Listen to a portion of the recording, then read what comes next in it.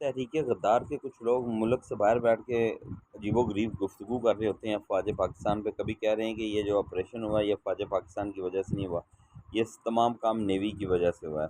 عجیب لوگ ہیں. کبھی کہتے ہیں کہ نواز شریف نے کوئی پیغام نہیں دیا، نواز شریف بولتا نہیں ہے، جب وہ بولتا ہے تب آپ کو برداشت نہیں ہوتا. کہتے ہیں یہ مریم نواز نے اس میں کوئی ان پٹ نہیں دیا. بھائی وہ ایک صوبے کا کی وزیر اعلیٰ، اس نے کیا ان پٹ دینا ہے؟ اور اس کے علاوہ کبھی آپ افواج پاکستان کو برا کہہ رہے ہیں، کبھی آپ پاکستان کو برا کہہ رہے ہیں، کبھی کہہ رہے ہیں افواج پاکستان 80% بجٹ کھا گئی ہے. اور بغیرت لوگوں کا کم از کم اس کو تو دیکھو کہ پاکستان نے اپنے سے 10 گنا بڑے ملک کو ناکو چنے چبائے ہیں. اور دنیا کی سب سے بڑی فورس پاکستان کی اس وقت بن چکی ہے، جس نے رافیل گرایا. رافیل فرانس کا لیٹسٹ جدید ٹیکنالوجی والا وہ طیارہ تھا، اور یہ دنیا کا وہ طیارہ ہے جو کسی فوج نے آج تک اس کو ہٹ نہیں کیا سوائے افواج پاکستان کے.